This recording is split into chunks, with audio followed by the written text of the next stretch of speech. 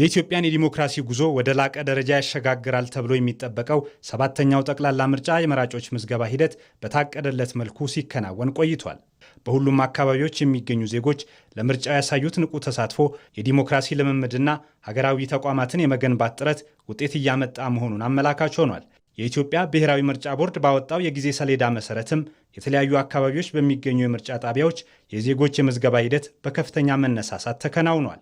እስከ ዛሬ ድረስም 50 ሚሊዮን በላይ መራጮች ተመዝግበዋል። ይህንን መግለጫ እስከምሰጥ ድረስ እዚህ እስከምመጣ ድረስ የደረሰኝ ነው ማቀርበው። እስከዚህ ድረስ ወደ 50 ሚሊዮን 514155 መራጮች ተመዝግበዋል።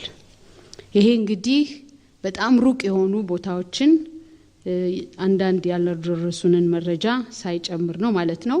በተጨማሪ ደግሞ ልዩ የምርጫ ጣቢያ የሚባሉትን ለምሳሌ የአገር ውስጥ ተፈናቃዮች፣ የመከላከያ ሰራዊት አባላት፣ የዩኒቨርሲቲ ተማሪዎች እነሱን ምዝገባ ሳይጨምር ነው። ለነሱ ያው በተለየ የጊዜ ፕሮግራም የሚካሄድ ስለሆነ ሁሉም በሚባል ደረጃ ምርጫ አስፈጻሚዎች የተሰጣቸውን ኃላፊነት በነጻ በገለልተኝነት በፍትሃዊነት ሕግን በማክበር ሲሰሩ ቆይተዋል። ብዙ ዋጋ ከፍለው ሰርተዋል። ያው በዚህ ሂደት አንዳንድ ችግር ያጋጠመ አለ። በአግባቡ ስራቸውን ባልፈጸሙ አስፈጻሚዎች ላይም ቦርዱ እርምጃ ወስዷል።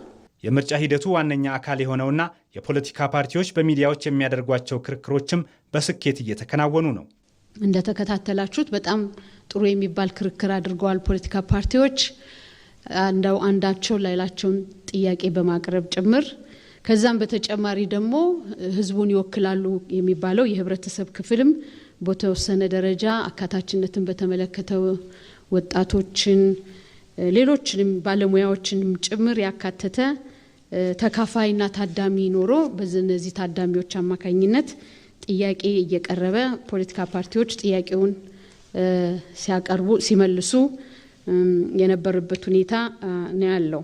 ቦርዱ ምርጫ ለማካሄድ የሚደረገውን ዝግጅት የሚያግዝ በኢትዮጵያ የተለያዩ አካባቢዎች የሚንቀሳቀስ ቡድን እንደሚልክም አስታውቋል። ቡድኑ የተወጣጣው በአካባቢው ከሚወዳደሩ ፖለቲካ ፓርቲዎች፣ በአካባቢው የመራጮች ትምህርት ከሚያስተምሩ የሲቪል ማህበረሰብ ድርጅቶች እንዲሁ በዛው ክልል ውስጥ በሚንቀሳቀሱ የምርጫ ታዛቢ የሲቪል ሶሳይቲ ድርጅቶችና የቦርዱ ባለሙያዎች ያሉባቸው ቡድን ተቋቁሞ ከሚቀጥለው ሳምንት ጀምሮ ስራውን ያካሂዳል። ሰባተኛው ጠቅላላ ምርጫ የኢትዮጵያ የዲሞክራሲ ልምምድን ማጠናከር የሚያስችልና ተቋማትን ለመገንባት በሚደረገው ጥረት ውስጥ እንደ ትልቅ ምዕራፍ የሚጠቀስ ይሆናል።